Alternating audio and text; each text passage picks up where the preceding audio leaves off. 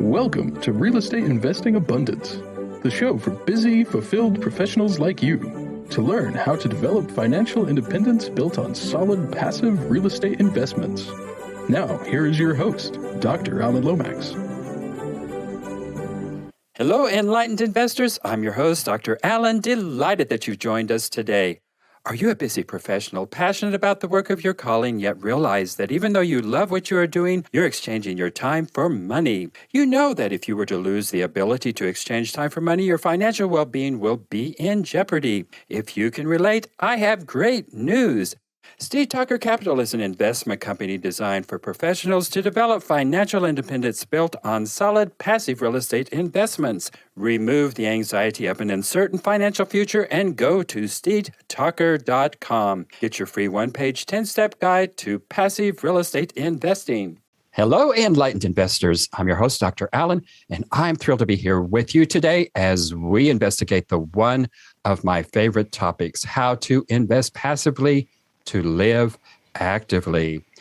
Alex Breshears is a military spouse of 20 years, a chemistry professor, private lender, short-term rental owner and manager, and community builder in the real estate space. So Alex, take us off by telling us about an experience from your formative years that helped you to be the person you are today. Oh, absolutely. Thank you for having me. So I would say, I know you're a horse person. I'm a horse person as well. So I grew up in the barn, quite literally, anything from hunter jumpers to Appaloosas, everything in between. And one thing I always noticed was these people that had these really high-end horses, they were always involved in real estate in some capacity. They owned property management businesses, or they owned rentals or whatever. One person actually owned a whole bunch of shopping plazas, those small shopping plazas in our area. And it was just kind of a recurring theme that always happened. Like, oh, well, if you're able to be at the barn in the middle of the day on a Wednesday, and, I talked to her and I actually asked her that. I'm like, what do you do for a living? I was probably 19 at the time. And I said, what do you do for a living that allows you to be at the barn in the middle of the day, in the middle of the week? And she's like, oh, my husband owns a whole bunch of commercial real estate. And I'm like, oh, there might be something to this. Well, yeah. Well, that's a good way to get introduced. Did any of them serve as a mentor for you, or did they just plant the idea? It was a lot of idea planting. Being a Southerner and being very extroverted, I kind of found my way into a local REIA meeting, actually not too long after that, and just started making connections in a local REIA meeting. What do you do? What are the options? And after I got married, obviously I married into the military. They're eligible for a VA loan. So it wasn't too long after that, we bought our first house, and I was speaking to the selling agent that we were using at the time. And I was like, hey, at some point, this is not going to be our primary residence. We know we're going to live here for a little bit. It's going to be our starter home. And then we're going to turn around and rent it when we get stationed somewhere else. So we kept that in mind while we were looking for homes, saying, hey, this is going to be the way we build wealth. Everybody I know owns real estate. So there's got to be something to that. And that was kind of our first foray into real estate. So you married into the military. And so you knew in doing that you were going to be moving from place to place to place to place. Whatever made you think that you could actually have a real estate business at the same time that you were moving all over the world? I would like to say I thought about that before I started investing in real estate, but I did not. It literally, that was the extent of the conversation was, I know I'm not going to live here for very long, so we're going to rent this out. Again, being a young 20-year-old, forethought and thinking that far ahead is not very common. And I'm not going to say I was the exceptional person that thought this at 20, but I would say it definitely opened my eyes to the possibility that, hey, I'm not going to be like everyone else because, I'm not going to be able to stay in one market for 5 or 10 years and accumulate property. And this was 20 years ago. So this is when people were still faxing in loan applications. Whereas now I feel like, especially with COVID, it's become a lot more commonplace to invest remotely. And back then, that was just like nobody did that. If you lived in one area, that's where you invested. Very rarely did you invest outside a market you actively lived in. So I knew very early on, and especially after owning our first rental and having to move across the country, we learned very quickly how much that business model was not going to suit our lifestyle. Well, you are a big advocate of actually choosing the lifestyle. Maybe it's because you actually had to, but tell us how it is that a person fits a lifestyle, their personality, their time commitments, and their strengths into developing a real estate business. Absolutely. It all boils down to that in the end, because a lot of people are in real estate almost solely, exclusively for the purpose of having some sort of financial independence. It's very rare that you're going to come across somebody who says, oh, I want to own 20 single family homes. Like that ultimately usually isn't their goal. They want what the 20 single family homes brings to them, or maybe that's the level of fulfillment. This is something my parents were never able to do, or my grandparents were never able to do. And now look, I have 20 houses. But a lot of times it's they want the financial implications of what having 20 single family homes do. So I would say it's really a matter of figuring out what you truly want. And what we truly wanted was that geographical freedom and the financial freedom. And when you sit down and look at the various business models that are kind of most commonly available to people in real estate, it tends to be fix and flip, buy and hold, single family homes, maybe some duplexes, triplexes, quads. There's a new kind of, I want to say the newcomer in town is syndication, where you're kind of a partnership with a whole bunch of other people into a larger property, whether it's multifamily, commercial, industrial, whatever that looks like. And then the short-term rental thing is very popular right now. So people owning short-term rentals. And then I think there's this area that most people don't even know exists, but it's actually very important for real estate, and that's private lending. So again, at one of these REIA meetings, never met a stranger, proper Southerner. And I got just chit-chatting with somebody, and he happened to mention, he's like, oh, you're in college right now. What are you studying? And I said, oh, I'm a chemistry major. And he said, oh, you must be good with numbers. I'm like, yeah, I'm in Calc 3 right now. I got letters. I graduated to where most of my math is letters instead of numbers. And he's like, well, he goes, have you ever thought of being a loan officer? And I'm like, nope, honestly, not on my radar, never been on my radar. And then he said the magic words that every college student wants to hear. You can work your own hours. And I was like, okay, keep talking. Because, I was in undergrad at the time, and I had 3 science classes with 3 labs, much less everything else on my plate. And I was married and had a house and a rental and the whole 9 yards. And it just turned out to be kind of a very important turning point in my life, because I was exposed to the other side of the closing table. I got to see things from the perspective of somebody who's actually providing the capital for these deals. And he was walk the line between hard money and private money. He also lent out his own capital. And routinely, I worked in his office as well, because I was back in the day when you're actually like bringing checks to people to pay a bill. I was working in his office, handling a lot of that payment processing and taking checks physically to the bank. And the one thing I kind of always noticed, again, just talking to people, how's it going? What's going on? Whole 9 yards, is if the contractor ran off with half their deposit, they're on their 5th contractor in 4 months. If the tenant moved in and hasn't paid rent since, like none of that mattered, because they were always at the building within that first week to pay the mortgage. And I was like, this is quite interesting, because I was also in a landlord group at the time, and I'm going to these like landlord breakfasts and networking with other landlords. And like the same, again, that listening, that same story I kept hearing was they kind of keep their fingers crossed that the tenant pays. And then after that, it's keeping your fingers crossed for the next 29 days of the month that nothing breaks. And then you potentially will be able to walk away with $100 or $150 a door. And I'm like, I work in an office where this guy's making $700 to $2,700 a month, no matter what happens. And it's a very different experience seeing it from both sides of the closing table.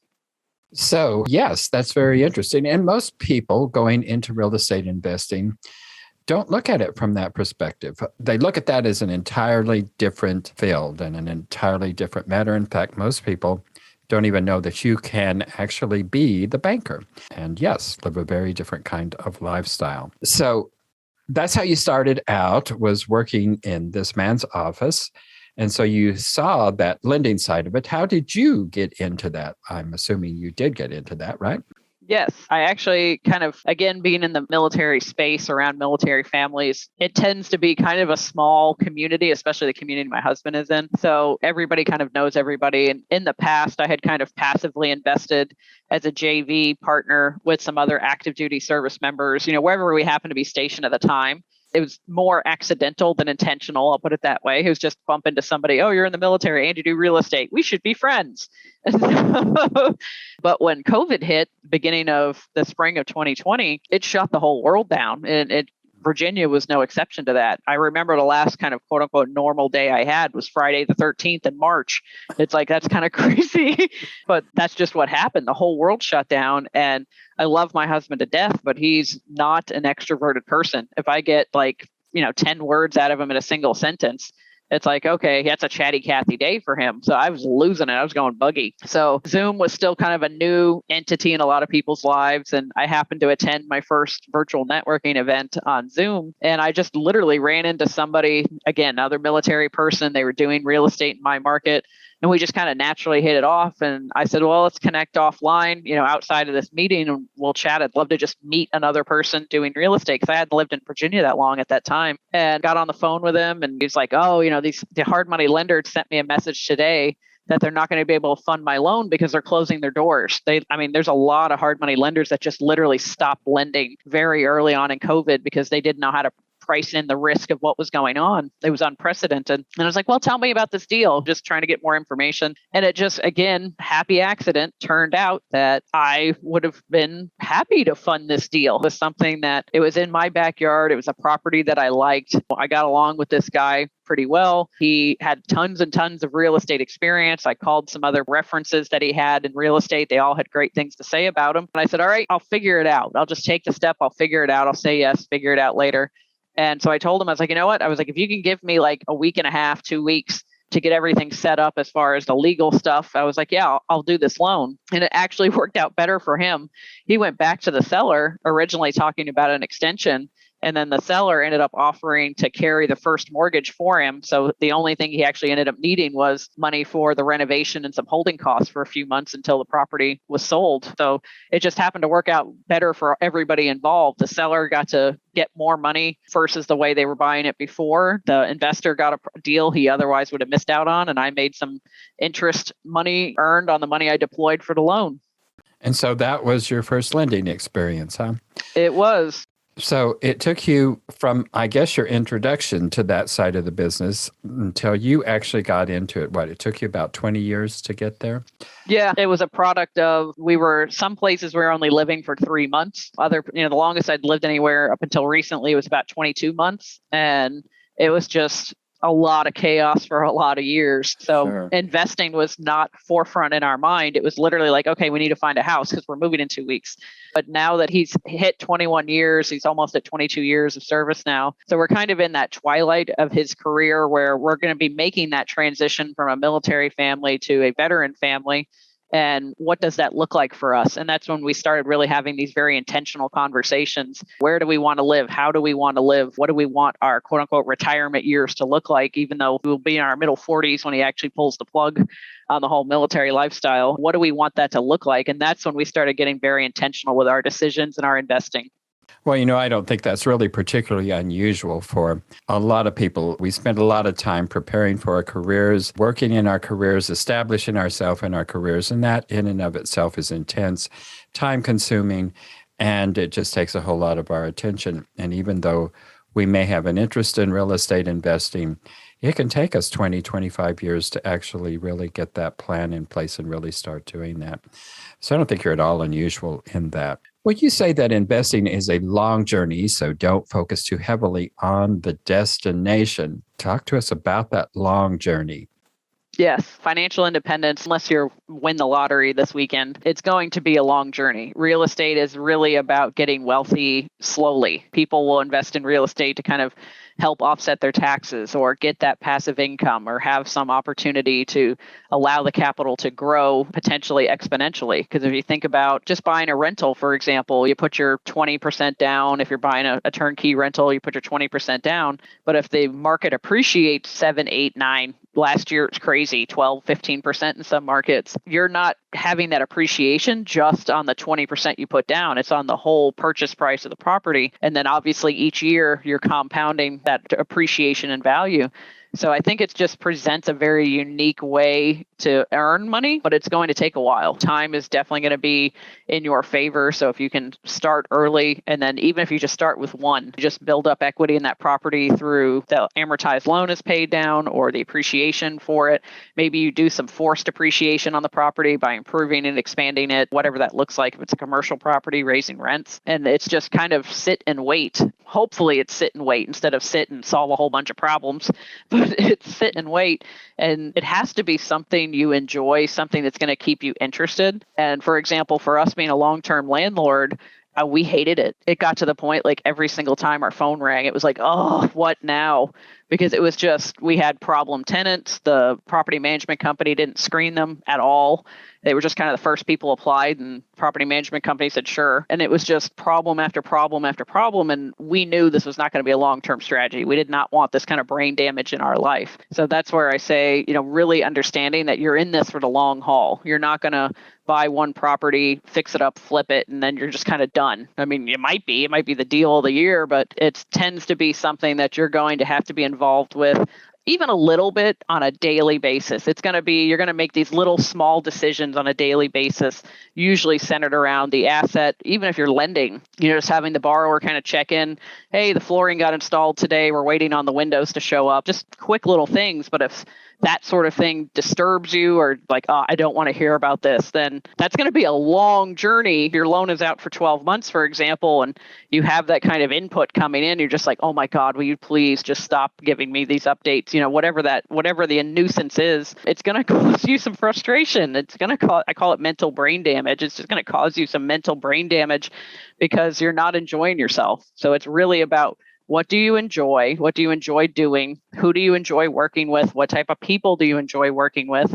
And is that something that you could see yourself doing for years? Because it's really going to take years. Yes, it does. And some very good advice there. You better enjoy what you're doing because life just really is not that long. Pretty short, actually. Well, talk to us about this abundance mindset that is open to change and collaborativeness. Yes. So that was kind of thrust upon me by military life. I, like many people, grew up in the same town I was born in, didn't really travel around very much. Honestly, I had never been west of Atlanta because we have family up from Florida to New England area, up and down the whole Eastern 95 corridor. So west, we had never traveled west until I got married and met my husband's family in the Midwest. It was just, that was our life. We lived in Florida. We had great beaches. We loved Disney World. We went to go see family up in New York, a couple times a year. And that was life. That's what we did. And it just wasn't a lot of change. And then when you marry the military and you kind of have someone else dictating where you're going, when you're going there, how long you're going to be there, and then changing their mind about that at the last minute, any of those details, you have to learn to roll with it. At some point, you just got to sit back and laugh and go, all right, you know what?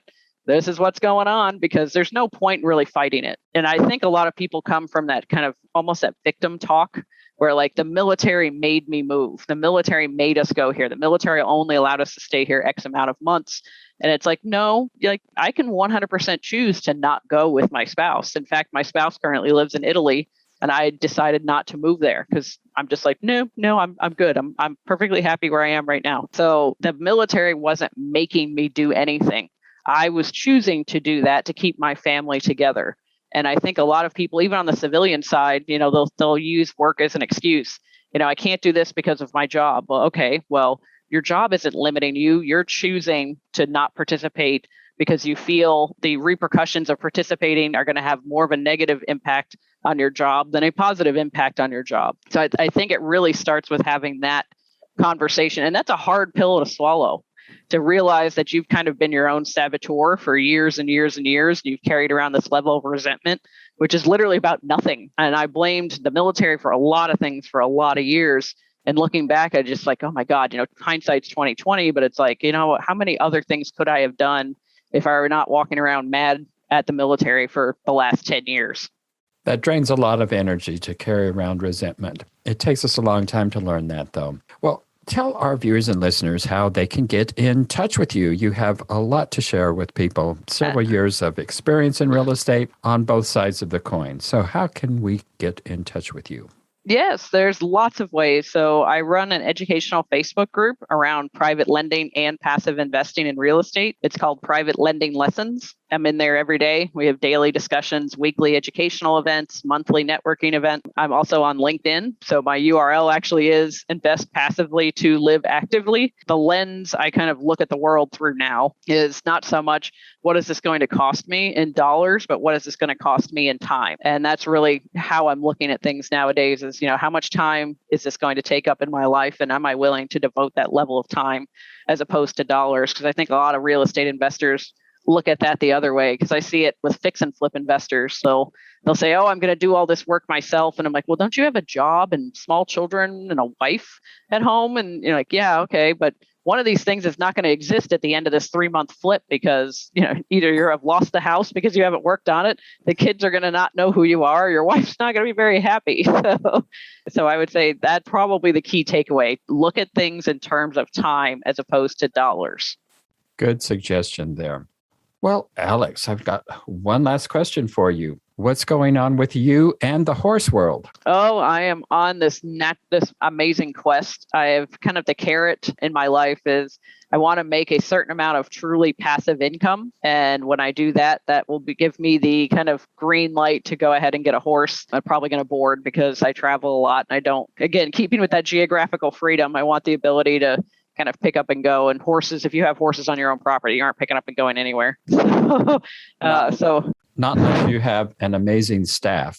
Right. So the plan is by spring, if everything kind of goes as planned, that forecasted, by spring, I will hit that number and I will be having a big draft cross in my life by spring. My kind of addiction of choice is usually dressage. So we'll be doing some dressage shows potentially next summer. I'm very excited about that.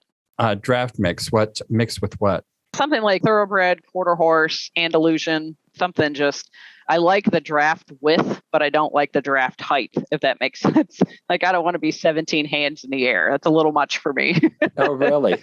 Yeah. I had a 17.3 thoroughbred, and I absolutely loved it. It was fantastic. He was a fantastic horse. The love of my life. Yeah. So. Yeah. I would much rather be closer to the ground, but really because I'm pretty tall. So I still need something that's going to take up my leg, especially in dressage. So the last horse I had was 15-1, but he was 1,600 pounds because he was super, super wide. Wow, he was actually a Percheron quarter horse cross. Well, that's what I currently have in my life is a draft cross. She was a rescue, so I have no idea what the rest of her is. And the only reason I know she's a draft cross is because she has draft characteristics. But she's about 15-1 or 2. Yep. Small but sturdy little thing. Well, Alex, it has been a pleasure. Thank you for being with us today. Absolutely. Thank you for having me. Thank you for tuning in to Real Estate Investing Abundance, brought to you by Steve Talker Capital, a company working for passionate professionals like you to develop financial independence built on solid, passive real estate investments. As part of our efforts to make the world a better place, Steve Talker Capital contributes to activities and organizations committed to better understand the equine. These endeavors attempt to enhance the human treatment of horses worldwide. Steve Talker Capital, working for a world where all creatures, great and small, flourish abundantly. For resources to develop your financial independence, connect with us at stevetalker.com.